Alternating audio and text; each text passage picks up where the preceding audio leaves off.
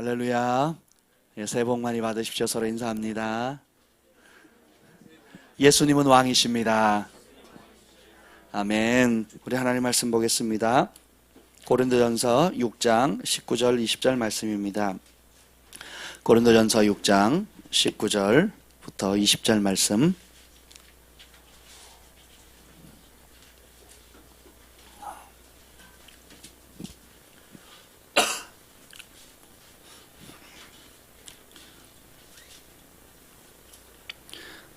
다 찾으신 분은 아멘 해보세요. 우리 한 목소리로 크게 읽겠습니다. 시작. 너희 몸은 너희가 하나님께로부터 받은 바 너희 가운데 계신 성령의 전인 줄을 알지 못하느냐.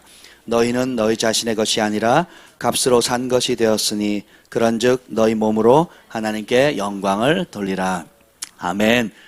오늘 이 말씀은 2016년도 새해 첫 주간 첫날 주시는 하나님의 말씀입니다. 우리 함께 기도하겠습니다. 성령님 이 시간에 오시옵소서. 진리의 빛을 비춰 주시옵소서. 우리가 이 시간에 주님을 향해서 마음을 엽니다. 우리 마음이 옥토밭 되게 하여 주셔서 착하고 부드러운 마음으로 주님의 말씀을 받아 100배, 60배, 30배 결실할 수 있는 은혜를 더하여 주시옵소서.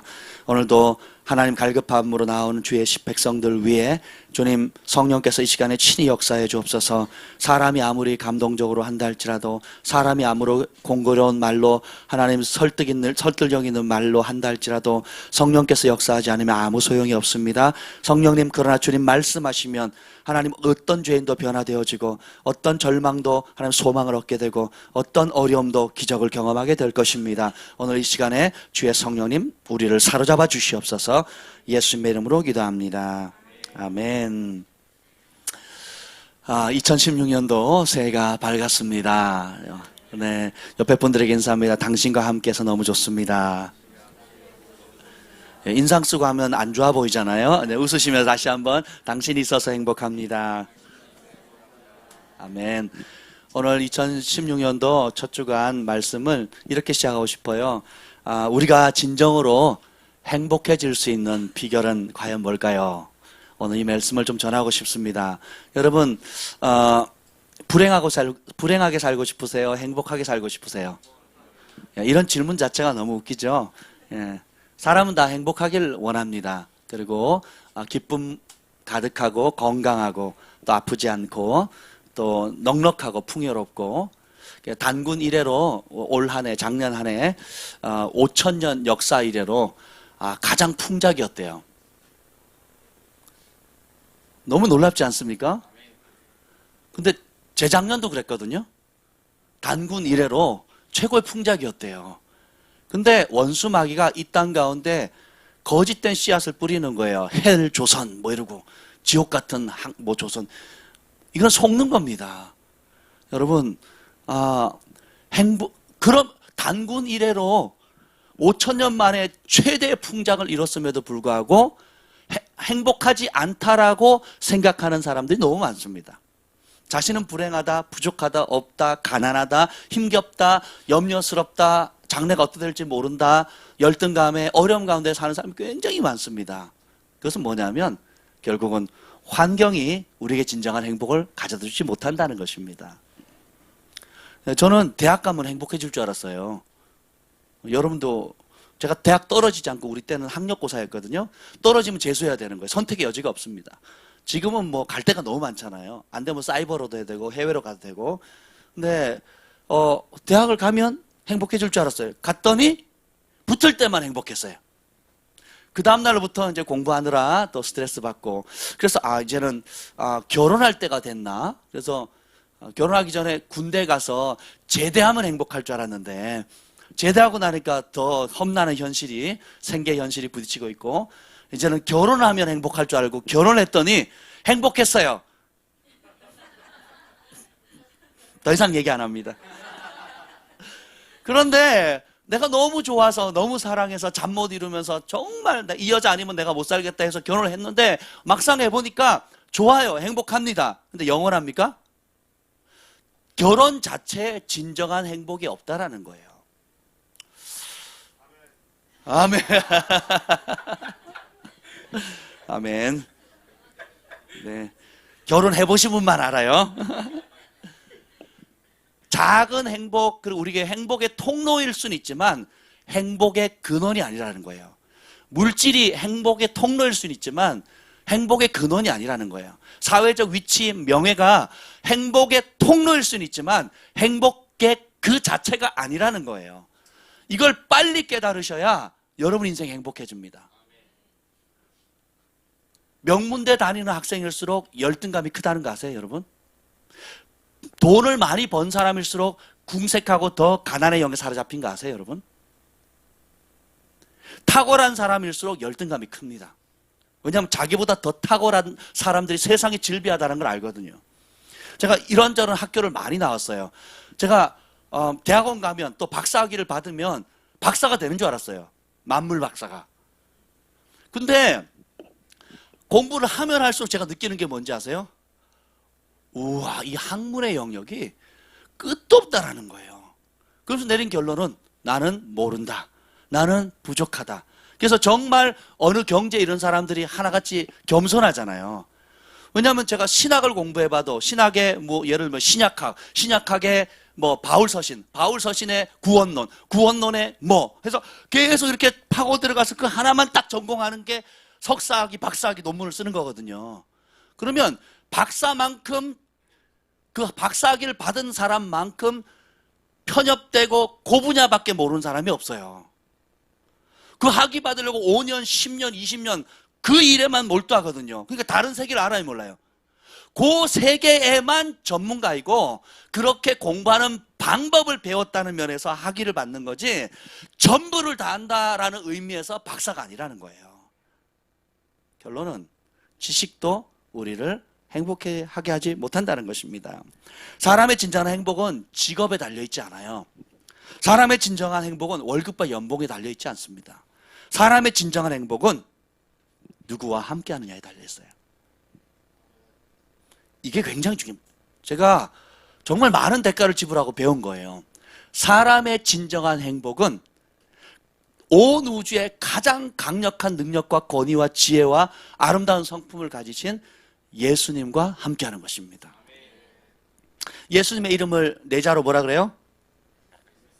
그리스도. 또 있죠? 임마누엘. 아멘. 임마누엘이 무슨 뜻이죠? God with us. God is with us. 하나님이 우리와 함께 하신다. 세상에 이보다 더 큰 축복의 말씀이 없어요. 소망이 온유를 병원에 데려가는데 아내가 이제 제가 바깥에 있다가 내려오라 그랬어요. 그래서 소망이 온유만 저한테 덩거리 태워주고 가서 병원 갔다 오라는 거예요. 우리 온유가 아토피가 있어가지고 사랑이 온유였는데 근데 아내가 안 간다는 거예요. 근데 되게 싫은 거예요. 제가 같이 안 가는 게. 소아과 병원에 아내가 같이 안 가는 게 너무 싫은 거예요. 그래서 준비도 안 했는데 뭐 그냥 자다 깬 모습 그대로 무조건 타라 그랬어요. 타라 그랬습니다. 그리고 같이 가자고. 그래서 강제로 태우고 갔어요. 왜요? 좋으니까.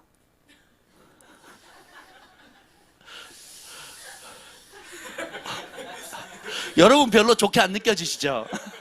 여러분 별로 좋게 안 느껴지지만 저는 나름 좋았어요. 아내는 되게 싫어했어요. 싫어하고 불편하고 뭐 이렇게 준비도 안 했는데 왜 데려가냐 그랬는데 저는 좋았어요. 굉장히 좋았습니다. 같이 가는 게 좋아요. 호주에 이제 캐더린 로나르 목사님 초청으로 갔잖아요. 갔는데 아내랑 함께 갔습니다. 왜 함께 갔을까요?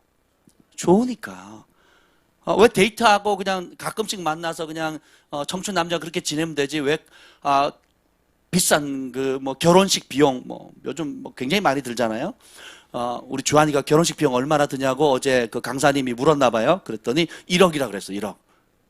뭐 그래서 집을 안 사면 1억이라고 제가 그랬어요. 집이 없으면 뭐 1억 정도 되겠죠. 저희 때는 그냥 기도원에서 그냥 물 떠놓고 그렇게 결혼식을 했는데 농담이 아니에요. 진짜로 그렇습니다.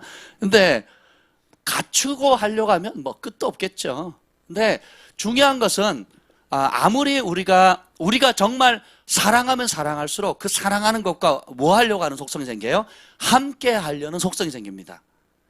아이들은 젖먹이 아이들이나 뭐 2살, 3살, 4살, 5살, 6살 초등학생들까지 사춘기 이전의 아이들은 뭐만 있으면 행복한 줄 아세요? 부모님만 있으면 행복해요. 근데 그 청소년기 이전의 학생들은 어린아이들은 뭐만 없으면 불행한 줄 아세요? 부모님이 없으면 불행하는 거예요. 자기를 정말 사랑해주는 사람이 있으면 아이들은 보리밥 먹어도 행복하고요. 그리고 가난하게 살아도 행복해합니다. 그런데 아무리 풍요롭고 넉넉하고 좋은 환경인다 할지라도 진짜 자신을 사랑해주는 엄마 아빠가 없으면 그 아이는 불안을 느끼고 불행해집니다. 결국은 사람은 자신을 진짜 사랑해주는 사람과 함께 할 때에 행복해지게 되는 거예요. 근데 정말 기쁜 소식이 뭔지 아세요? 하나님은 진노시라 이렇게 말하지 않는다는 거예요. 하나님은 심판이시라 이렇게 말하지 않은 거예요. 하나님은 여러분에게 열받아 계신다 이렇게 말하지 않는다는 겁니다. 하나님은 사랑이시라. 여러분이 느끼는 모든 형태의 사랑의 근원이 뿌리가 어디예요? 하나님께로부터, 빛들의 아버지이신 하나님께로부터 왔다는 것입니다. 사랑하는 자들아 우리가 서로 사랑하자. 사랑하면 우리가 모든 것을 이룬 것입니다. 근데 사랑의 근원이신 그 예수님을 버리면 어떻게 돼요? 그 사랑의 근원이신 임마누엘 되신 예수님을 버리면, 그분 없이 지낸다면 어떻게 될까요? 사랑을 느낄 수 있을까요? 없을까요? 사랑을 느껴요. 어떤 사랑? 뒤틀려진 사랑, 육체의 욕망에 빠진 사랑, 이기적인 사랑, 그리고 자기 욕심을 따르는 사랑에 빠져요. 그리고 잠깐은 달콤해요. 마치 설탕물처럼, 마치 사탕처럼, 초콜릿처럼. 그 입에는 단데 치아는 썩고 몸은 병들고, 그죠? 단 거, 영어로 단거가 뭐죠? 데인저잖아요. 데인저. 단 거 먹으면 데인저 하게 되는 거예요. 역시 강남이라 수준이 다 알아듣네요. 영어로 계속 설교할까요? 단 거는 위험해요. 여러분이 이걸 모르니까 어떻게 자꾸 다른 걸 찾습니다. 그래서 더 좋은 직장 가면 행복할 것 같고, 승진하면 행복할 것 같고, 또 이번에 프로젝트에서 내가 뭔가를 남들보다 잘하면 칭찬받고, 사장님 앞에 또 회사에서 인정받으면 뭔가 행복할 것 같죠. 잠깐은 행복합니다. 잠깐은 인정받는 기쁨, 잠깐은 칭찬받는 기쁨 같지만 그것은 끊임없이 갈증을, 그런 기쁨을 왜 누리냐면 진짜 기쁨을 향한 갈망인 거예요. 진정한 행복을 향한 갈망, 진정한 기쁨을 향한 갈망이라는 거예요. 오늘 새해를 시작하면서 여러분이 그렇게 결단했으면 좋겠습니다. 나는 예수님과 함께하리라. 예수님은 내 삶에 더 이상 손님으로 모시지 않겠습니다. 예수님은 내 삶의 주인입니다. 예수님은 내 삶의 왕이십니다. 학교에서도, 이 교회에서뿐만 아니라 이 예배 시간만 그런 것이 아니라 가정에서도, 심지어 잠자리에 들 때도 마지막으로 떠오르는 분이 예수님이고, 꿈에서도 제일 보기를 원하는 분이 예수님이고, 아침에 눈 떴을 때 제일 먼저 찾기를 원하는 분이 예수님이고, 식사 때도 함께 그 자리에 보이진 않지만 초청하고 싶은 분이 예수님이고, 일을 할 때, 어려울 때 도움을 청할 분도 예수님이고, 좋은 일이 생겼을 때 제일 먼저 감사할 분이 예수님이고, 아멘. 아플 때도 떠오르는 분이 예수님이고, 건강할 때 떠오르는 분도 예수님이고, 찬양할 때도 제일 먼저 떠오르는 분이 예수님이고. 그래서 2016년도 한 해가 예수님으로 가득 찼으면 좋겠어요. 내 생각 속에, 내 입에 나오는 습관 속에 예수님은 나의 왕이십니다. 나는 예수님의 사랑받는 아들, 딸입니다. 나는 예수님의 것입니다. 예수님이 나와 함께 하십니다. 그러면 행복해진다는 것입니다.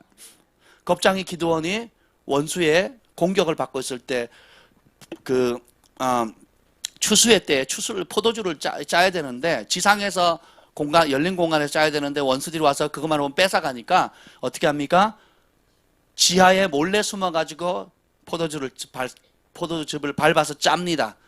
그때 천사가 나타나죠. 뭐라고 나타나는지 아세요? 큰 용사여, 여호와께서 너와 함께 하시도다. 큰 용사예요? 숨어가지고 몰래 겨우 피해가지고 그랬더니 자기가 뭐래요? 나 큰 용사 맞아요. 드디어 나를 알아주는 사람 왔구나. 역시 사람들은 나를 안 알아줘도 하늘에서 나를 알아주는구나. 그렇죠. 내가 큰 용사 맞죠. 내가 이 나라를 구원할 거예요. 기도원이 그렇게 반응합니까? 아니에요. 나는 베냐민 지파 중에서도 제일 말째라는 거예요. 나는 보잘것없는 존재입니다. 그리고 원수가 무서워, 원수를 향해서 싸우기는커녕 무서워서 나는 찌그러들 수밖에 없는 그런 존재입니다. 우리말 성경에는 큰 용사여 여호와께서 함께 하시도다 이렇게 번역되어 있습니다. 근데 히브리어 원문에는 거꾸로 되어 있어요. 여호와께서 함께 하시도다 큰 용사여. 다시 얘기하면 여호와께서 함께 하시도다라는 말이 빠져버리면 우리는 아무것도 아닌 존재인 거예요. 반면에 우리가 아무것도 아닌 존재지만 여호와께서 함께 하시도다라는 그 한마디면 우리는 큰 용사가 되는 겁니다. 여러분의 직장에서도 큰 믿음의 용사가 되고 세상에서도 일터에서도 가정에서도 어디를 가든지 여호와께서 함께 하심을 나타내는 하나님의 영광의 통로가 된다는 것이에요. 근데 이 하나님은 놀라운 게 주님 살아계시면 나한테 한번 나타내 보이세요. 살아계시면 한번 응답해 보이세요. 이런 태도를 하는 사람에게는 역사하지 않는다는 거예요. 주님은 인격적인 존재입니다. 초대받은 사람만 옵니다. 제가 밴쿠버에 있을 때 밴쿠버는 문화가 어떠냐면 가족 중에 결혼하면 가족 중에 누구 한 사람을 초청하면 그냥 다 가요. 저를 초청하면 우리 온 가족을 초청한 겁니다. 아내를 초청하면 우리 온 가족을 초청한 거예요. 문화가 가족 중심의 문화예요. 근데 예, 한국은 안 그렇죠. 저 한국에서 뭐 어느 권사님이 저를 대접하고 싶대요. 그럼 누가 가야 돼요? 저만 가야 돼요. 만약에 아이들을 초청했다 그러면 아이들만 가야 됩니다. 문화가 그렇습니다. 저희가 우리 주한의 경환의 돌잔치 때 우리 장로님들, 교회 장로님들 굉장히 많았어요. 장로님을 초청했어요. 그랬더니 누가 온지 아세요? 장로님만 왔어요. 제가 충격받았잖아요. 아니 돌잔치에 장로님을 초청하면 누가 와야 되는 거예요? 가정이 오는 거잖아요. 근데 장로님만 오셨어요. 그래가지고 담임 목사님이 아주 당황해 하셔가지고 왜 권사님들 안 불렀냐고, 권사님께 연락했냐고. 아니요. 부부가 당연히 와야 되는 거 아니에요? 제가 그랬거든요. 그래가지고 엄청 아주 어려운 상황이 있었는데 여러분 문화가 어떻든지 간에 제가 그래서 그런 한국에서 하던 문화가 있어가지고 제가 밴쿠버에 갔는데 이제 어떤 교회 집사님이 아내를 초청을 한 거예요. 그래서 제가 갔을까요, 안 갔을까요? 안 갔죠. 제가 그때 그 상처가 있어가지고 안 갔습니다. 그랬더니 초대받은 사람 모든 가정이 다 왔는데 저만 안 온 거예요.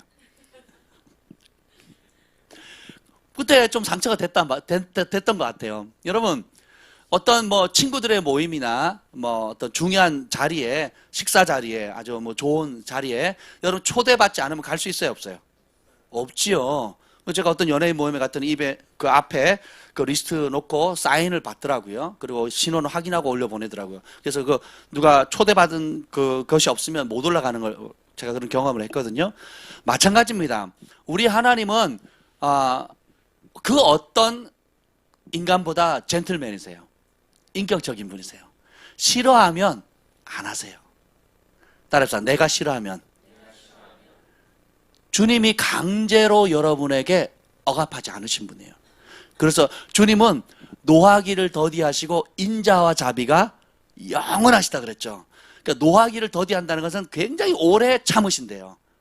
그러니까 성령의 9가지 열매 중에가 뭐 오래 참음 있죠.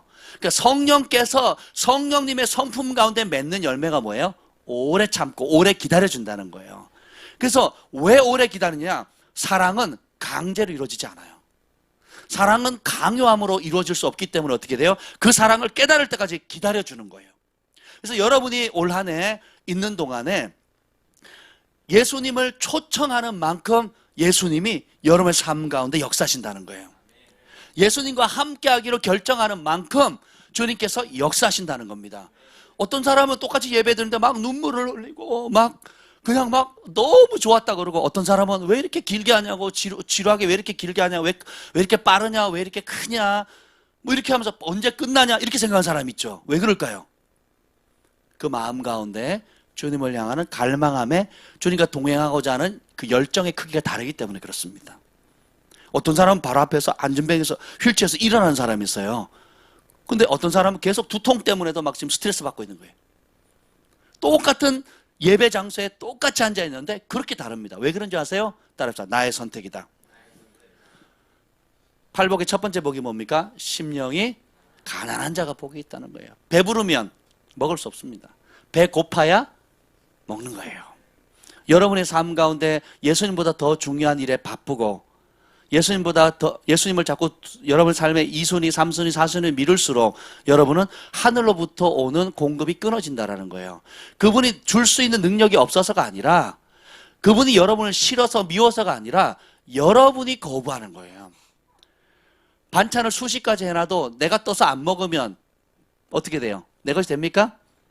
결국은 좋은 반찬을 주님께서 원수 앞에서 잔치상을 이렇게 펼쳐 놓으셨는데 먹으라는 거예요. 기쁨, 하늘의 기쁨, 하늘의 건강, 주님의 함께하심, 주님의 동행하심, 은총 여러 가지 것들이 있는데 내가 안 먹으면 소용이 없는 거죠.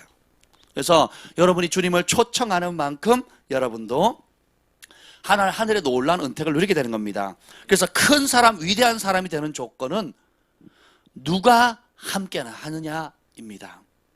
하나님 보시기에 큰 사람, 위대한 사람이 되는 것은 여러분이 지금부터 누구와 함께 할 것인가를 선택해야 돼요.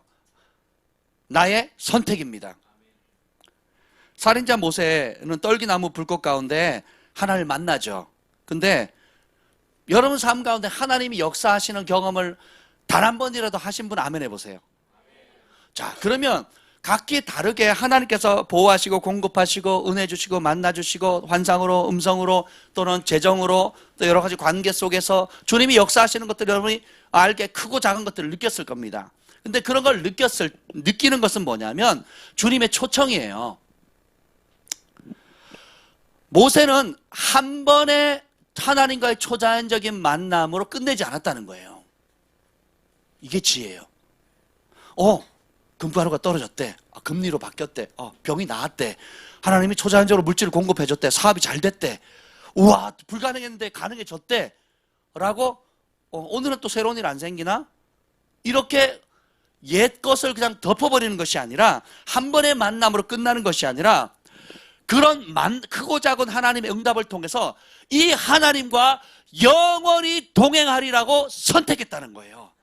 이 하나님과 매일 매순간 그 하나님께 의지하기로 결단했다는 겁니다. 죽는 날까지 하나님과 교제하는 것을 자신의 삶의 최우선의 과제로 삼는 거예요. 여러분의 삶 가운데 예수님은 몇 순입니까? 여러분의 가정에서 예수님은 여러분의 가정사의 우선순위 중에 몇 번째 들어갑니까? 직장생활 가운데 혹은 사업하시는 분들, 여러분 가운데 그 사업에 예수님은 몇 순위에 들어갑니까? 정부에서 새로운 사업을 하거나 유망 사업을 하면 지원해 주잖아요. 그죠? 그 받으면 좋죠. 동해만나교회도 이제 공부방을 통해서 지역사회에 굉장히 좋은 일을 하니까 정부에서 뭐 1,000만 원어치 책을 지원해 주고요. 또 뭐 차량도 주고 막 그러더라고요. 받는 게 좋아요? 안 받는 게 좋아요? 받는 게 좋죠. 근데 우리는 예수님을 그렇게 생각해요. 차량 지원을 맨날 받아요? 책 1,000만 원을 그 다음날도 또 받습니까? 안 받잖아요. 그죠? 전도 유망한 새로운 사업을 하면 국가에서 지원해주는 그런 사업도 있는데 맨날 받냐고요? 아니죠. 근데 우리는 예수님을 그렇게 생각해요. 우리 사업에 가끔 도움이 필요할 때, 문제 생겼을 때, 어떤 어려움이 왔을 때, 정부에서 뜻하지 않은 뭔가를 준 것처럼 이렇게 생각할 때가 너무 많다라는 겁니다. 그럼 예수님이 우리의 삶의 몇 순위라는 거예요? 1순위예요? 아니면 다른 순위예요? 다른 순위가 되는 거죠. 그분을 안 찾는 것보다 찾는 게 지혜롭지만 정말 더 큰 지혜는 뭐예요? 매일의 우리의 사업터에, 우리의 가정에, 우리의 학업에, 일상의 삶 가운데 예수님이 내 삶의 우선순위로 인정해주면 예수님이 오십니다. 예수님이 응답하세요. 모세가 이렇게 말합니다. 출애굽기 3장 11절에 이런 말을 해요. 내가 누구에게 바로에게 가며 이스라엘 자손을 애굽에서 인도하여 내릴까? 나 같은 사람이 무슨 이스라엘 백성을 구원합니까? 나 같은 살인자가 무슨 특별한 일을 할 수 있겠습니까? 근데 하나님의 응답이, 자, 모세는 이렇게 질문해요. 나 누구예요, 주님? 나 모세. 나 누군지 몰라요. 나 살인자예요. 그리고 도망자예요. 40년 동안 도망가서 숨어지는 비겁한 사람이라고요. 내 목숨 하나 부지하려고 40년 동안 광야 건건한 땅에 양치며 염소 치면서 방랑하는 삶을 살아온 도망자입니다. 주님, 내가 누군지 몰라요? 그런데 하나님 응답이 뭔지 아세요? 출애굽기 3장 12절에 바로 이렇게 합니다. 내가 반드시 너와 함께하리라. 따라합시다. 동문서답. 이런 동문서답이 어디 있어요? 내가 누구냐 그러는데 내가 너와 함께하리라. 근데 이게 동문서답이 아니에요. 진짜 여러분이 누군지 아세요? 하나님이 함께하는 사람이에요. 여러분, 그러면 하나님, 내 과거에 어떤 죄를 지었는지 몰라서 그래요. 과거에 내가 어떤 실패를 했고, 과거에 내가 어떤 어려움을 당했고, 과거에 어떤 말 못할, 정말 입에도 담기 싫은 수치스러운 일들을 한 걸 주님 모르세요? 그런 내가 누군지를 모르세요? 라고 주님, 우리는 그렇게 핑계합니다. 근데 주님 뭐예요? 내가 반드시 너와 함께하리라. 세상에 가장 큰 우리의 정체감은 뭐냐면 하나님이 함께 하신다는 거예요. 가끔 어쩌다가 부를 때 함께하는 게 아니라 반드시 항상 함께하는 분이에요. 예수님 마태복음 28장에 승천하시기 직전에 뭐라 그래요? 내가 세상 끝날까지 반드시 너희와 언제? 항상 함께한대요. 그래도 안 믿으니까 두세 사람이 내 이름으로 모이면 내가 그곳에 함께하겠다. 우리는 몇 명? 하나, 둘, 셋, 넷. 두세 사람일 때 예수님 한 분, 두세 사람일 때 예수님 한 분. 한번 생각을 해보세요. 그리고 오늘 본문 한번 읽고 다시 한번 읽어봅시다. 19절, 고린도전서 6장 19절 읽겠습니다. 시작.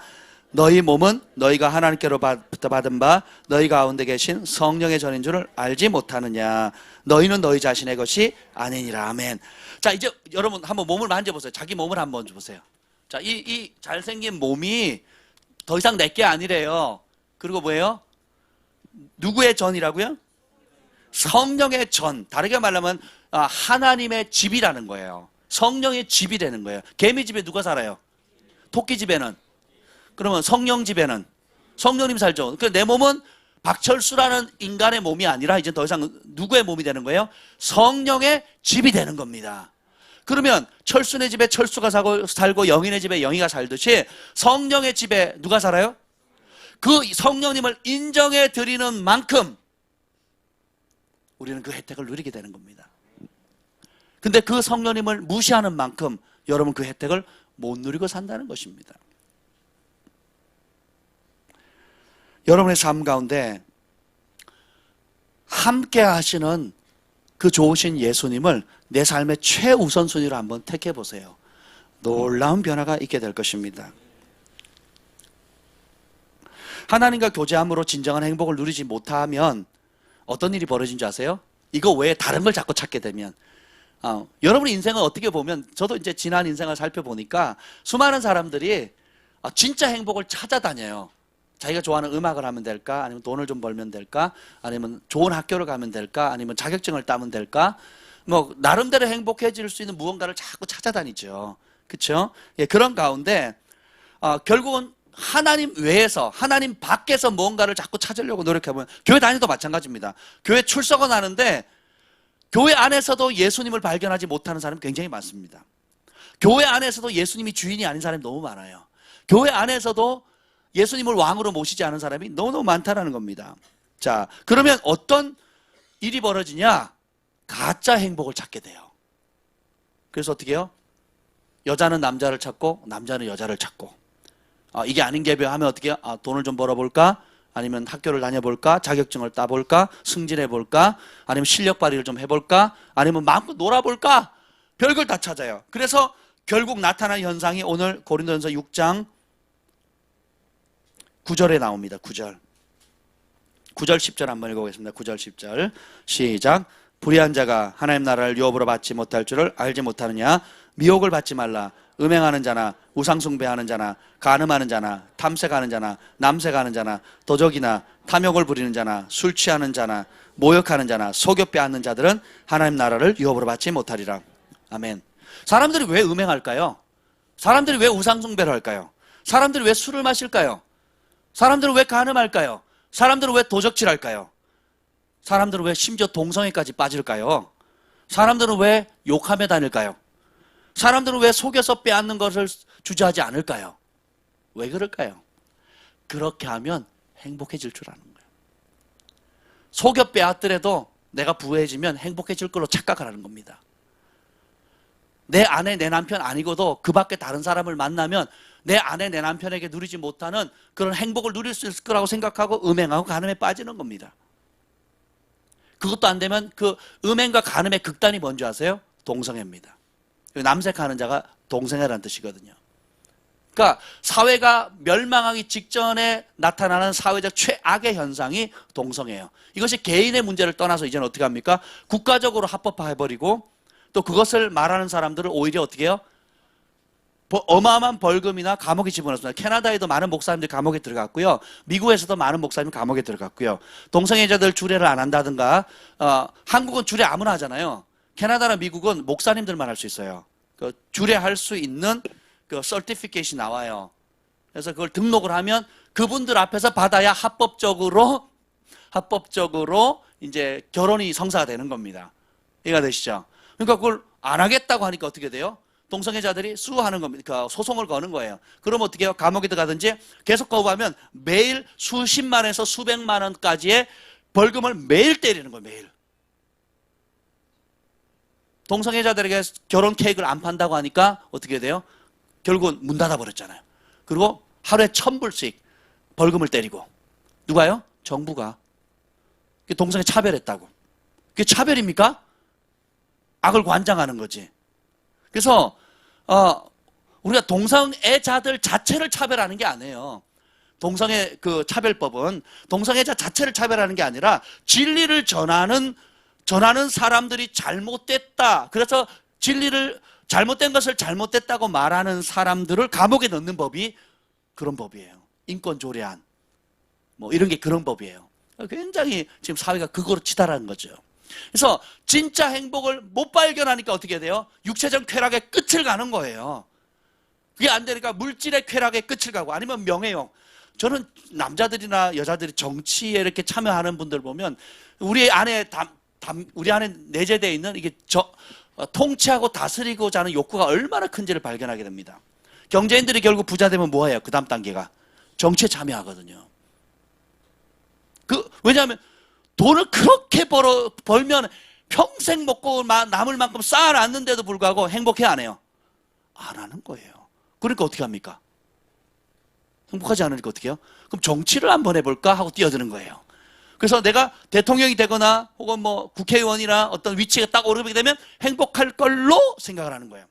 우리 부모님들 굉장히 주의하셔야 됩니다. 자녀들 키울 때 내가 못다 이룬 꿈, 내가 못다 이룬 것, 아니면 내 수준만큼이라도 해라는 생각은요 굉장히 위험합니다.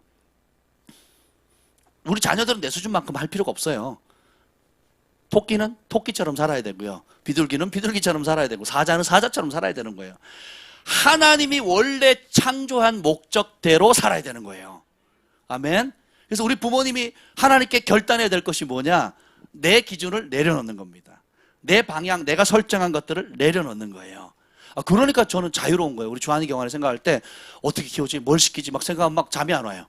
근데 내 새끼가 아니다. 주님의 것입니다. 내가 주님의 것이듯 이 아이들도 주님의 것입니다 하니까 걱정이 안 됩니다.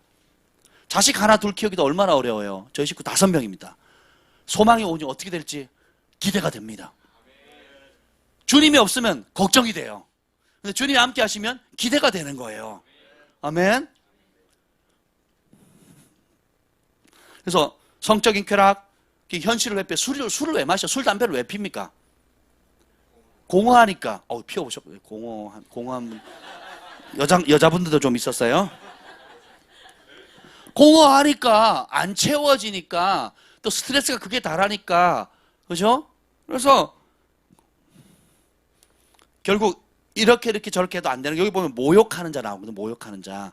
이 모욕한다는 것은 욕한다는 것인데, 끊임없이 불평하는 거야. 성적인 쾌락으로도 만족이 안 되고, 현실을 회피하려고 술, 담배를 해도 안 되고, 돈의 노예가 돼도 안 되고, 그리고 돈을 벌어도 안 되고 자기 욕심을 마음껏 펼쳐도 안 돼서 결국 이런 모든 것이 불만에 팍 차서 나오는 게 입에서 나오는 게 뭐예요? 욕인 거예요. 그리고 어때요? 부모님 탓, 자식 탓, 사장님 탓, 학교 가면 선생님 탓, 친구 탓. 그 사람은 어디다 집어넣어놔도요 탓합니다. 특히 술 마시고 주사 많이 부리는 분들 있죠. 보면 인생에 대한 피해의식이 굉장히 큽니다. 그리고 가정주부들 뭐 스트레스 해소할 데가 없죠. 그러니까 몰라요. 네. 끝도 없이 자녀들도 입으로 팍, 저 언어 폭력이 얼마나 센 줄 아세요, 여러분? 그 인생을 망칩니다. 근데 이 언어가 하나님께 드려지면요, 죽을 영혼도 살려요. 여러분 살리는 입술이 돼야 돼요. 근데 이 진짜 행복을 모르면 이 말로요, 사람을 엄청 죽입니다. 어느 가정에 제가 그런 간증을 들었는데, 누가 한 분이 여러 식구가 있는데 며느리인데 이 말로 상처를 주니까 며느리들이 아무도 안 오는 거예요. 그리고 가정 깨져버리는 겁니다. 말 때문에. 뭐 때문에? 뭐 칼로 쑤시는 것도 아니고 뭐 돈을 뺏는 것도 아니고 총으로 쏘는 것도 아닌데 말 때문에 가정이 형제들이 얼굴을 못 보는 거예요. 이 언어폭력이요, 한 사람의 영혼을, 장래를 다 망치면 인생 전 통째로 다 망치는 거예요. 우리 부모님들 입장에서는 내가 바른 소리 안 하면 누가 하나, 내가 이렇게 얘기 안 하면 누가 고치나 이렇게 생각하죠. 그거 잘못된 생각이에요. 내가 안 해도 해줄 사람 많습니다. 네. 오직 예수님의 말씀, 진리, 생명, 축복, 그죠? 또 설교를 듣는데 이러죠. 이렇게, 야, 이 얘기 네가 들어야 돼. 꼭 들어. 잘 들어. 똑바로. 목사님 지금 너 얘기하는 거잖니? 이렇게 하는 거. 이게 뭐예요? 지금 말씀은 누가 듣는 시간이에요? 내가 듣는 시간이에요. 그렇게 한다고 들려요? 그렇게 한다고 들렸으면 벌써 많이 들었을 거예요. 그렇게 되는 게 아니라는 겁니다. 그래서 이 입은 살리고 축복하고, 그래서 결국은 여러분이 인생에 있어서 감사하고 고마워했던 지도자들이나 친구들 한번 생각해 보세요. 누군가 만나면 바른 소리 한 사람이에요? 아니면 만나면 격려한 사람입니까? 격려받고 싶으세요? 아니면 바른 소리로 쪼아대는 사람 만나고 싶으세요? 그럼 여러분은 어떤 사람이 되기를 원하세요? 그래서 2016년 한 해는 무조건 감사, 격려하는 겁니다. 그리고 네가 들어야 돼 이런 생각을 버리세요. 예. 이걸 꼭 제가 처음 교회 갔을 때 막 너무 은혜로운 설교를 하는 거예요. 이 얘기를 우리 아버지가 들으셨는데 지금 우리 아버지가 들으시면 진짜 거듭날 텐데 막 맨날 그렇게 들었거든요. 이 얘기는 우리 아버지 들으셔야 되는데 너무 아깝다. 근데 그 말씀 지금 누구에게 선포되어지는 거예요? 나에게 선포되어지는 거예요. 예수님이 진짜 주인이 안 되면 쓸데없는, 그러니까 인생 낭비, 시간 낭비, 물질 낭비. 그래서 둘러가지 마시고 그냥 지름길로 가시면 돼요. 우리 인생의 행복은 환경에 달려있는 것이 아니라 누구랑 함께 하느냐가 달려있다는 거예요. 두 번째 행복해질 수 있는 질문이 있어요. 그것이 뭐냐면, 따라합시다. 나는 어디 소속인가? 이 소속감, 정체성이 굉장히 중요합니다. 따라합시다. 나는 예수님의 것이다. 이 소속감이 불분명해지면 어떻게 사는 줄 아세요? 과거의 실패에 묶인 삶을 살아요. 혹은 과거에 한 번 있었던 성공에 취해 사는 삶을 삽니다. 한때는 내가 말이야 이렇게 잘 나갔는데, 한때는 말이야 내가 공장이 몇 개 있었고, 한때는 말이야 내가 청와대를 드나들었어, 한때는 내가 말이야 그 연예인들 내가 키웠다고, 한때는 말이야 하면서 어떻게 해요? 근데 지금 그렇다는 거야, 안 그렇다는 거야? 안 그렇다는 거예요. 군대 가보세요. 고참들 하는 얘기가 내가 사회에서 얼마나 잘 나가는지 얘기하죠. 믿어져요, 안 믿어져요? 안 믿어져요. 그리고 반대로 과거의 실패, 아픔, 깨어진 가정, 깨어진 관계, 또 재정적인 손실, 육체적인 아픔, 질병, 그리고 여러 가지 실수들, 의도적으로 했던, 의도하지 않았던, 내가 노력했음에도 불구하고 이루지 못했던 것들, 또 하나님 앞에 모르고 했던 범죄들, 혹은 의도적으로 알지만 그냥 내가 좋아서 고집 피우고 나갔던 모든 죄들, 그런 내가 소속감이 내가 누구의 것인지를 모르면 그런 과거의 실패와 성공에 사로잡혀가지고 과거의 사람이 되는 거예요. 그래서 오늘의 행복을 못 누립니다. 그리고 내일을 기대하지 못하게 되는 거예요. 그 전에 있던 그 자리, 전에 있던 그 사람, 전에 좋았던 그 시절만 계속 추억하고 살다니까 결국은 오늘 지금 주어진 이 축복을 누려요, 못 누려요? 못 누리는 거예요. 여러분이 넓은 집에서 좁은 집으로 이사했다. 그러면 옛날 넓은 집만 늘 생각해보세요. 오늘 사는 집이 행복하겠어요?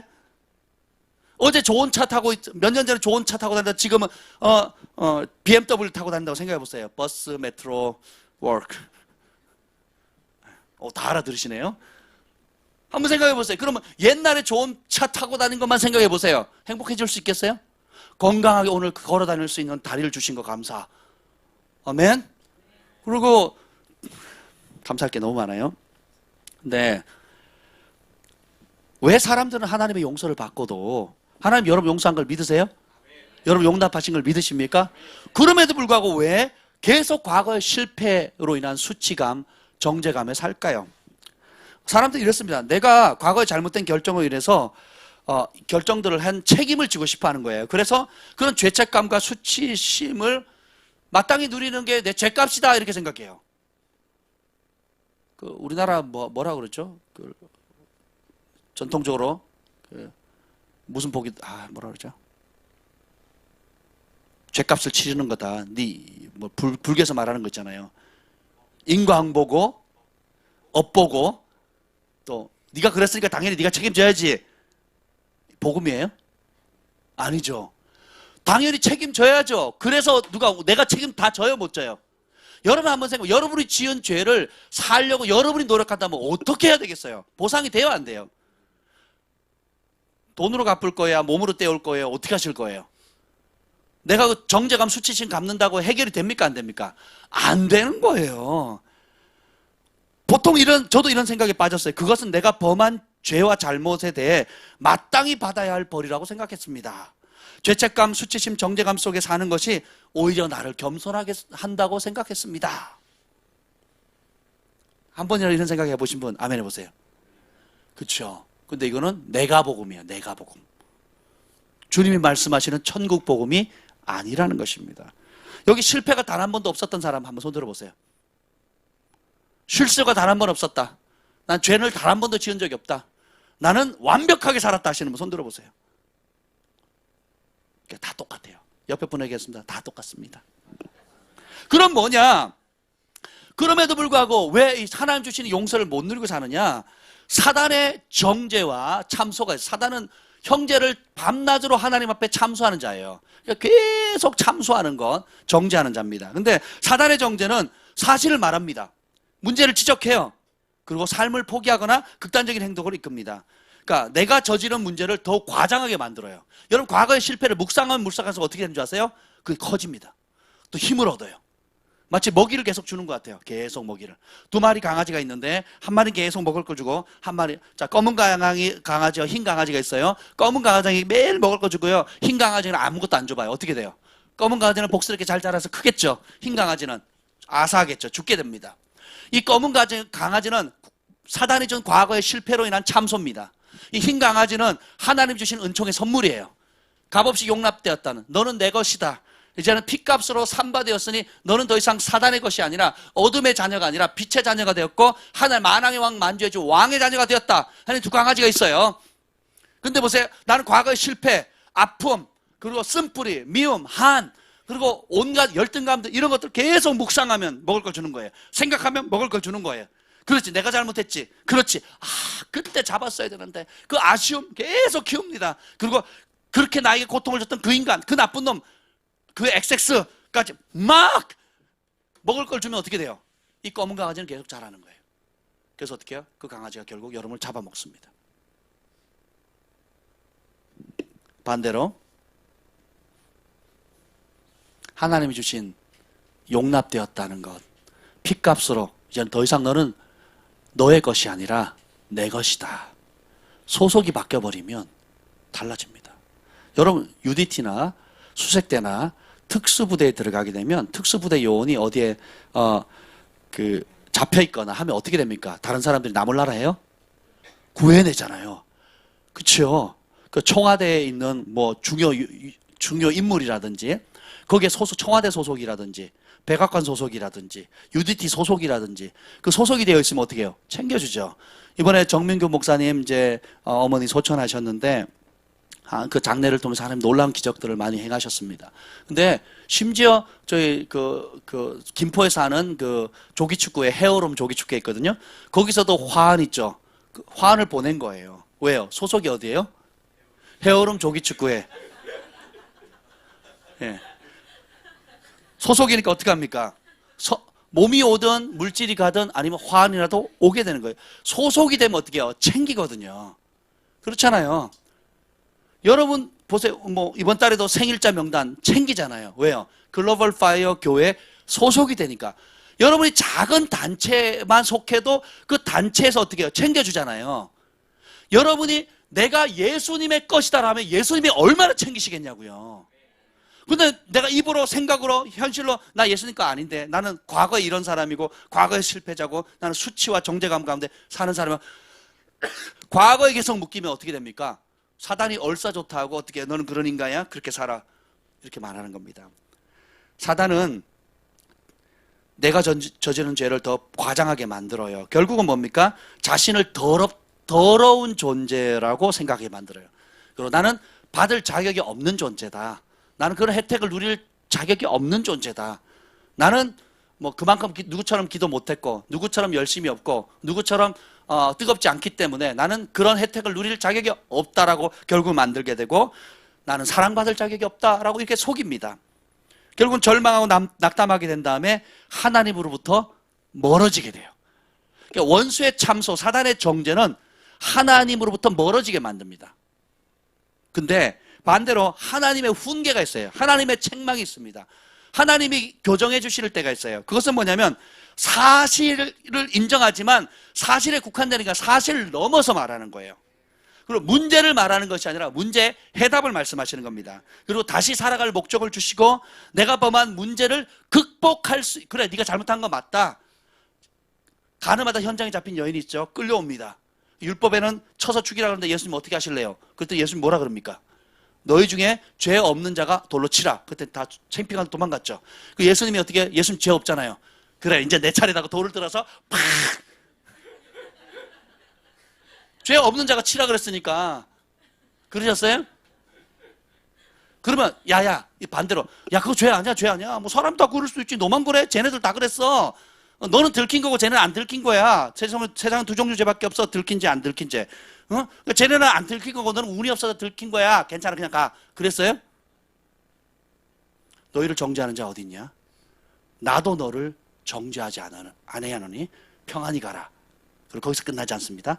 다시는 죄를 범하지 말라 이렇게 나오거든요. 죄는 사실은 인식하지만 어떻게 해요? 그 죄의 문제를 해결할 수 있는 용서를 선포합니다. 그렇죠? 그리고 자유를 선포하는 거예요. 다시 일어날 수 있는 힘을 넣어주는 겁니다. 제가 전에도 여러 번 간증했는데 오늘 또 새로 안 들은 분들을 위해서 제가 아주 재밌는 간증을 할게요. 제가 5학년 때 바지에 똥을 쌌습니다. 너무 재밌죠? 예, 이것만 해도 벌써 끝났어요. 5학년 때 바지에 똥을 쌌어요. 상황 설명하면 기니까. 겨울에 어디 갈 데가 없는 거예요. 그래서 중요한 건 털어내고 바깥에 털어내고 이제 집에 들어가는데 마침 우리 집에 불이 쫙 켜져 있으면서 겨울에 밤이었어. 밤에 겨울에 얼마나 추워요. 태백에. 근데 동네 개한다고 우리 동네 사람도 우리 집에 다 모인 거예요. 안 들어갈 수도 없고 들어갈 수도 없고 안 들어갈 수도 없고 바깥에서 뺑뺑뺑 돌다가 추워가지고 더 이상 못 견디겠는 거예요. 그래가지고 부엌으로 몰래 들어가서 빼꼼히 문을 열고는 수치감과 창피감 가운데 빼꼼히 문을 열고 엄마 이렇게 불렀어요. 근데 냄새가 벌써 나잖아요. 고약하잖아요. 이런 다 큰 것이 지금 똥이라 싸고 동네 창피해 죽겠는데 지금 동네 사람 개하려고 다 모였는데 우리 어머니가 그렇게 얘기하지 않으셨다는 거예요. 너 어디 아프니?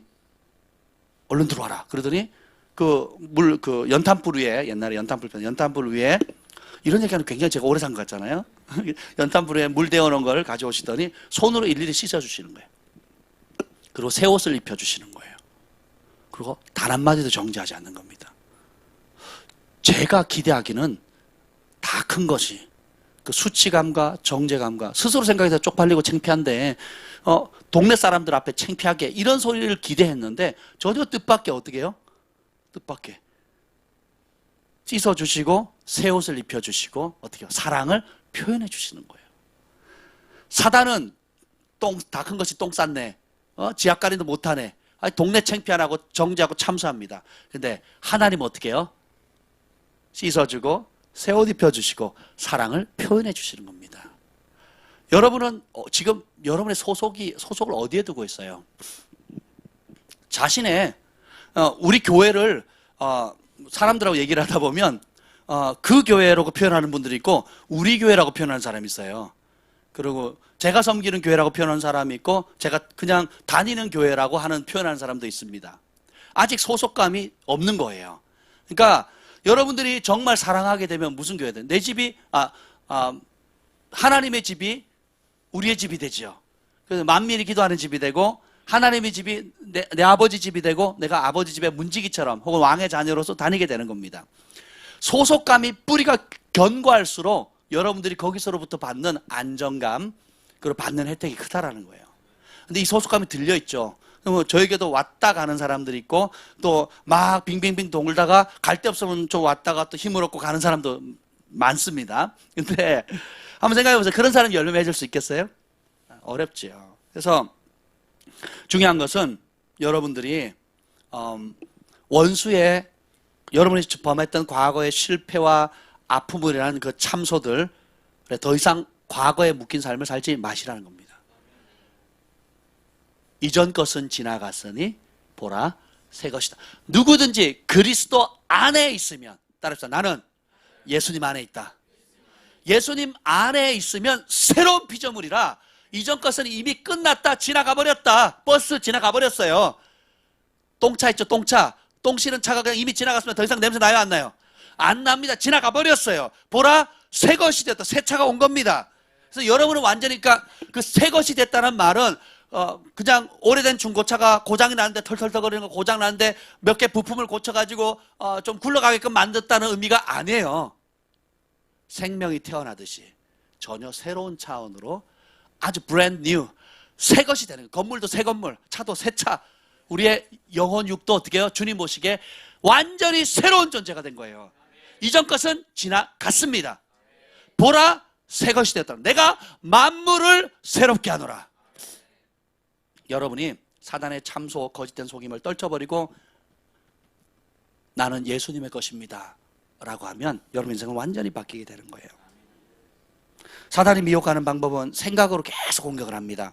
너 진짜 용서받았어? 너 그러고도 하나님의 아들 딸이야? 너 같은 사람이 사랑받는 거 맞아? 하나님 널 기뻐하실까? 이렇게 질문하죠. 그러면 여러분이 어떻게 대답해야 돼요? 사탄의 참소, 이런 생각으로 오는 참소들이 올 때 당당히 맞서야 됩니다. 그래, 나 진짜 용서받았어. 그래, 나 진짜 하나님의 아들이야. 하나님의 사랑받는 딸이라고. 나는 진짜 사랑받고 있고, 그래, 나는 진짜 하나님이 나를 기뻐하신다는 걸 알아. 왜냐고? 왜 그렇게 자신하냐고?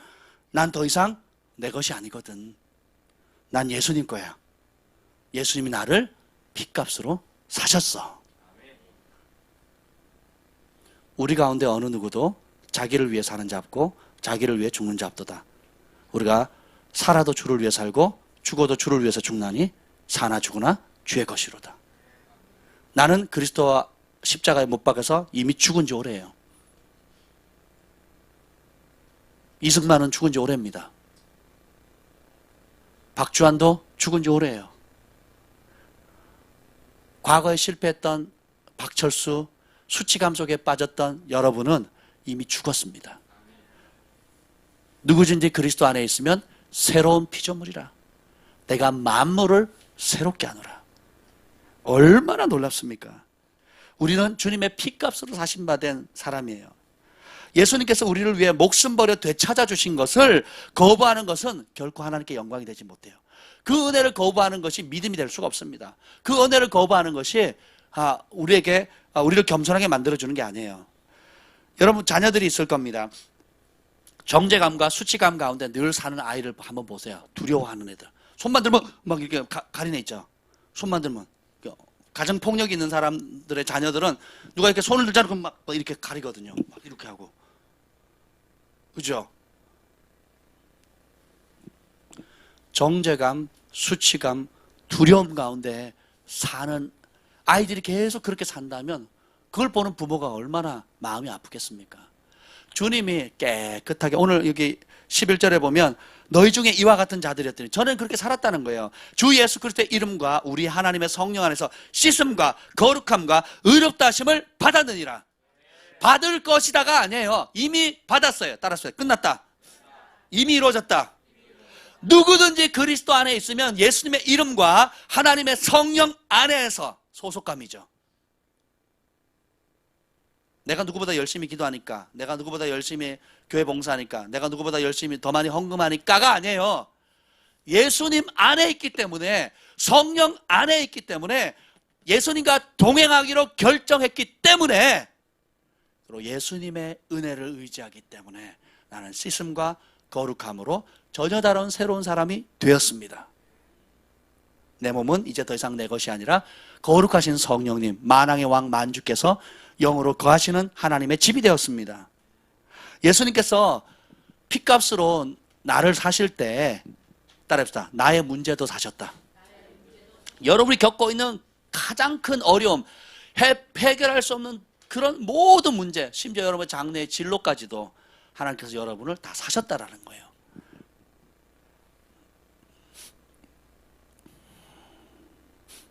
나의 가치는 예수님의 핏값입니다. 나의 가치는 하나님의 목숨값이에요. 나의 가치는 만왕의 왕의 죽음을 통해서만 얻을 수 있는, 살 수 있는 그런 가치인 거예요. 여러분 한 사람 한 사람 가치가 얼마나 소중합니까? 주님이 여러분을 가치 있게 여기듯이 여러분도 여러분 자신을 가치 있게 여겨야 돼요. 주님이 여러분을 정말 목숨보다 귀하게 여기듯이 여러분도 같은 믿음의 형제 자매들 한 사람 한 사람을 그렇게 소중히 여기셔야 됩니다. 생각을 바꾸셔야 돼요. 직업으로 사람을 판단하지 마시고, 월급이나 연봉으로 사람 판단하지 마시고, 어느 학교 나왔느냐 학벌로 판단하지 마세요. 예수님 안에 있는가를 보십시오. 바울이 너희 부한 자는 그리스도 안에서 낮아짐을 자랑하라 그랬고, 너희 가난한 자는 그리스도께서 얼마나 풍요롭게 한 그 풍요로움을 자랑하라 그랬어요. 그래서 우리는 그리스도 안에 남자나 여자나 부자나 가난한 자 있다 없다? 없고 다 그리스도 안에서 한 가족 한 형제가 된 것입니다. 아멘. 마지막으로 가장 중요한 세 번째 질문은 뭐냐면, 나는 지금 누구와 함께 일하고 있는가요? 첫째가 뭐였죠? 누구와 함께 하느냐. 두 번째, 나는 누구 소속이냐. 세 번째가 뭐예요? 나는 누구와 함께 일하고 있느냐. 삶의 목적인 겁니다. 이 우선순위가 바뀌면 안 돼요. 바뀌면 여러분 불행해집니다. 살아도 주를 위해, 죽어도 주를 위해, 사나 죽으나 주를 위해. 이거는 맨 나중이에요. 주를 위해 사는 여러분의 몸종이나 종놈들이 아니에요. 주를 위한다는 것은 뭐냐면, 하나님 아버지와 아빠와 아들이 함께 걸작품을 만드는 거예요.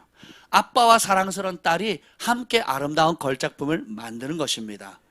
전에는 어떻게 해요? 나 혼자 있고, 나 혼자 씨름해야 되고, 나 혼자 염려해야 되고, 내가 하나님 잘 되면 주님께 영광 돌릴게요.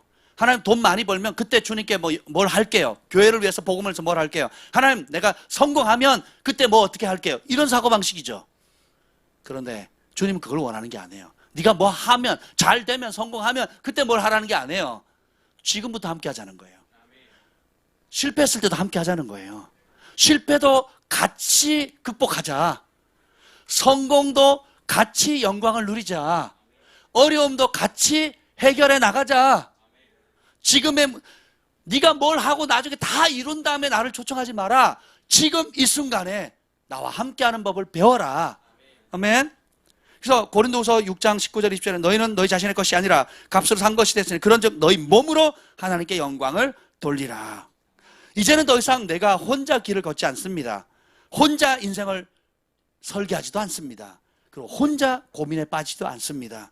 이제는 나와 24시간 늘 함께 하시는 주님과 함께 일하는 법을 누리는 시간이 되었어요. 우리 승만형제가 아침에 이제 아침마다 이제 묵상한 것들을 저희 글로벌 파이어 그 중보방에 올리는데요. 오늘 되게 재미있는 글을 읽었습니다. 이게 뭐냐?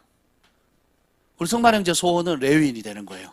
교회에서 24시간 종일종일 주님 앞에 예배하는 삶을 사는 게 소원입니다. 처음 만났을 때 저한테 그런 간증을 했어요. 그러냐고. 그래서 자신은 세상 일을 안 할 거래요.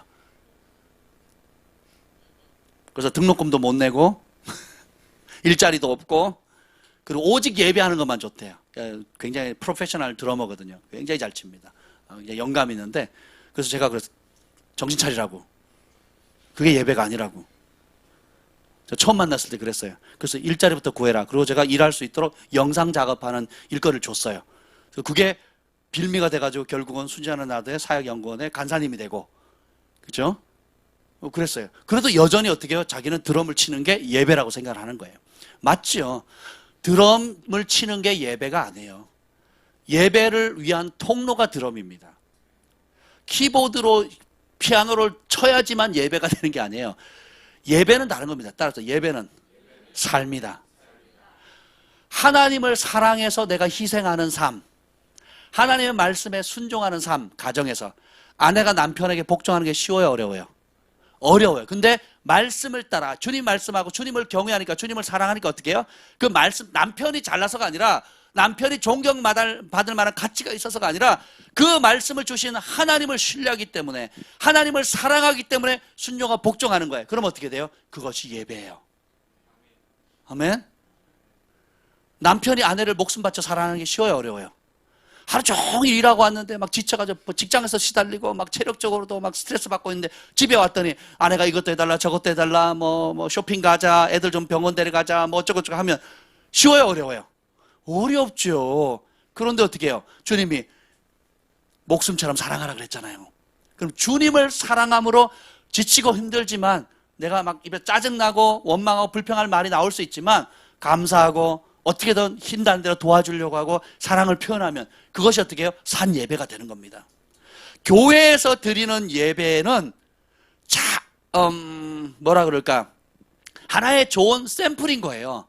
지금 여기서 드려야 이 예배를 여러분이 가장 많이 시간을 보내는 그 자리에서 드려야 되는 거예요. 주부는 가정에서, 직장인은 일터에서, 학생은 학교에서. 어떻게 해요? 말씀에 순종하는 그 삶이 예배입니다. 그리고 그것을 음악적으로 표현하는 게 월십이 되는 거예요. 어떤 사람 드럼을 치고 어떤 사람 베이스를 치고, 한국의 초창기에 기타 치면 2단이었어요. 2단. 드럼 치면요, 저 때만 해도요, 2000년대 초반만 해도, 지금도 그런 데가 있어요. 제가 찬양 인도자 했거든요. 믿거나 말거나. 한때 인기 있는 찬양 인도자였어요. 근데 제가 찬양 때문에 굉장히 사랑을 많이 받았습니다. 우리 팀들도 굉장히 많았고, 순회도 하고, 뭐, 그 무대도 방문하고, 뭐, 햇불 트리넷에서 뭐, 하고, 막, 굉장히 했었어요. 근데, 우리 목사님이 어느 날 부르시는 거예요. 담임 목사님이. 교육자 모임 때 부르시더니, 드럼을 왜 치냐요? 왜 그러시냐고 그러니까, 그 사탄의 악기 아니냐고. 드럼 치지 말아요. 그래서 제가 아무 소리 안 했어요. 막 벙쩍고 충격받아가지고, 그럼 기타도 사탄의 악기인데, 그죠? 세상 사람들이 음악의 가치를 더 잘 알아요. 세상 사람들이 미디어의 가치를 더 잘 압니다. 이 굉장한 파장이 있거든요. 세상 사람들이 물질의 가치를 더 잘 압니다. 근데 물질이 나쁜 거예요? 사탄이에요? 그 악기가 사탄입니까? 그걸 다룰 수 있는 능력이 없으니까 사탄의 밥이 되는 거죠. 물질을 하나님 기뻐하는 대로 쓰면 얼마나 선한 일을 씁니까? 악기도 마찬가지예요. 처음에 한국 교회들이 기타 치면 난리가 났습니다. 이단이고 뭐. 왜냐하면 그 술집에서나 기타 치고 했거든요. 초창기에. 기타를 제일 처음 친 사람들이 술집에서 쳤어요. 술집에. 여러분 좋아하는 복음성가들이 다, 복음성가들 옛날에 있던 복음성가들 다 뭔지 아세요? 술집에서 불렀던 노래들이에요. 그 음이. 그러니까 보수적인 데서는 어떻게 그런 술집에서 불러든 대중성 있는 그 노래를 가지고 가사를 바꿔 개사해가지고 그 복음성가로 부르냐. 그런데 그 가사가 중요하잖아요. 그것 때문에 얼마나 많은 사람들이 회심하고 돌아왔는데요.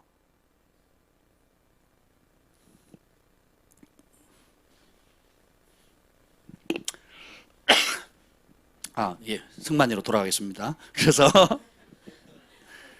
우리 승만이 형제가 굉장히 씨름을 많이 하는데 정말 선한 싸움을 하고 있어요. 순종하기 위한.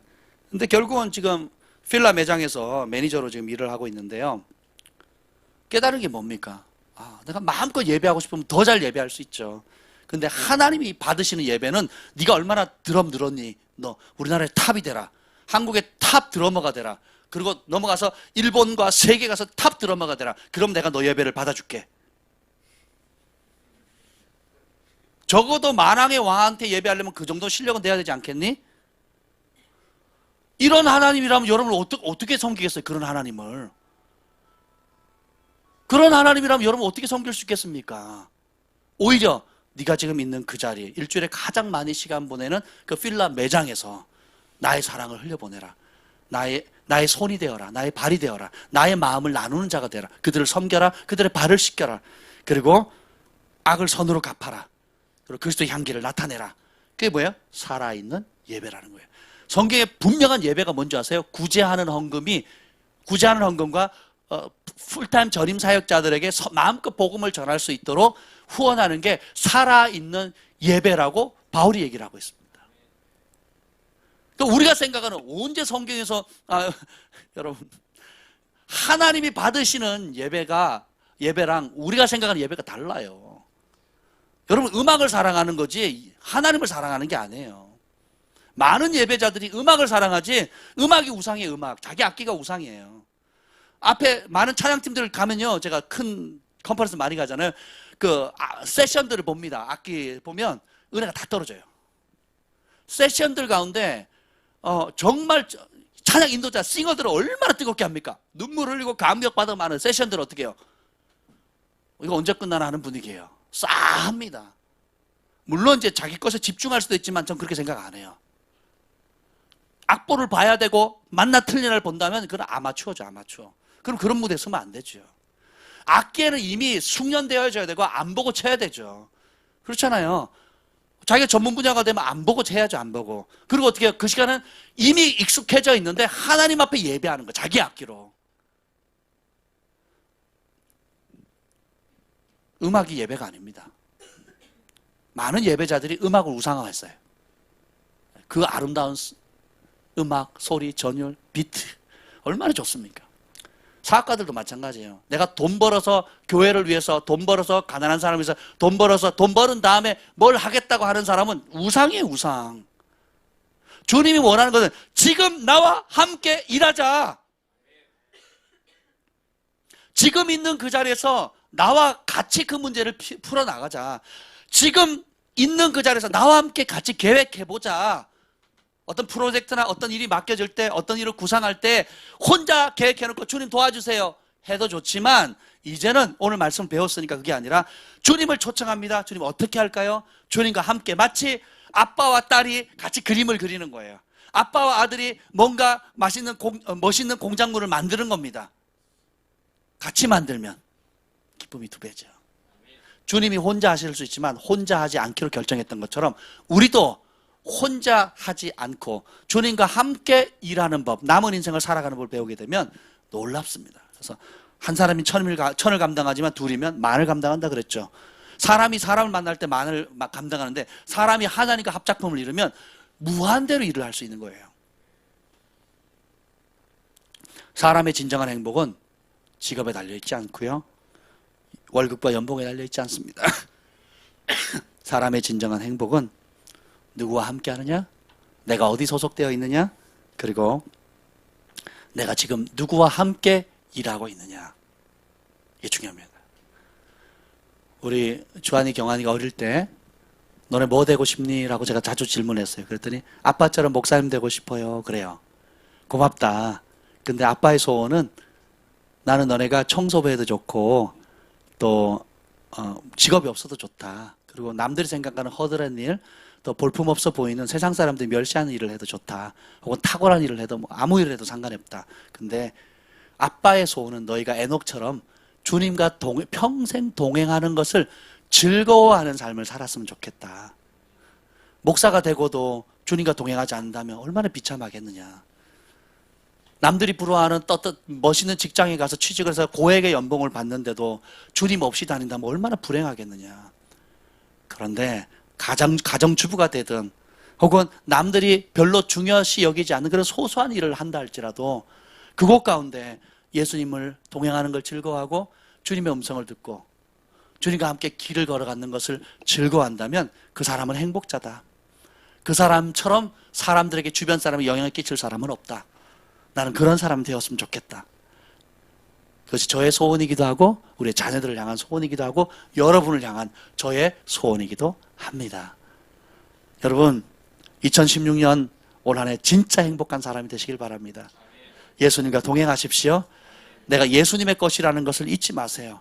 그리고 여러분의 삶에 가장 많은 시간 보내는 그 자리에 예수님을 초청하시길 바랍니다. 혼자 더 이상 혼자 일하지 말고, 더 이상 혼자 씨름하고 혼자 고민하지 말고 예수님과 함께 하나님의 나라를 이루기 위해서 그분과 함께 일하는 법을 배워나가시기를 축복합니다. 그럼 2016년 한 해뿐만 아니라 지금부터 영원까지 여러분이 행복해질 수 있어요. 그리고 그 행복이 장래 몇 달 뒤, 몇 개월 뒤, 수십 년 뒤에 이루어지는 것이 아니라 오늘 지금 이 순간에 천국을 경험하게 되는 거예요. 예수님이 계신 그곳이 천국입니다. 예수님을 모신 그 자리가 천국이에요. 예수님이 없는 자리가 지옥이죠. 시편 48편 14절로 여러분 축복하고 마치겠습니다. 한번 다 찾아볼까요? 너무 중요한 말씀이니까 한번 벽에다 좀 써놓으세요. 이 말씀. 시 48편 14절.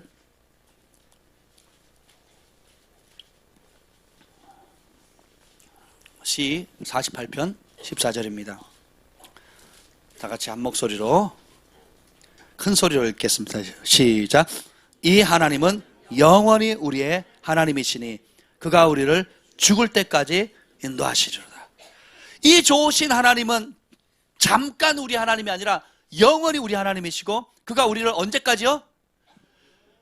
죽을 때까지 인도하신대요. 내가 거부할 때도 기다리시고 받아들이면 기뻐하시고 문 밖에서 때로는 기다리시고 문 열어줄 때까지 기다리시는 거예요. 어느 때까지 예수님을 문 밖에 차가운 이 겨울날 문 밖에 세워두시겠습니까? 여러분의 마음의 문 안에 들이시길 바랍니다. 아멘. 그가 우리를 죽을 때까지 인도하시리라. 죽을 때까지 함께 하시리라. 심지어는 죽어서도 영원히 함께 하시는 거예요. 이렇게 좋은 하나님을 우리가 어떻게 마다하겠습니까? 이렇게 좋으신 하나님 앞에 우리가 그분을 사랑하지 않을 수 없지요.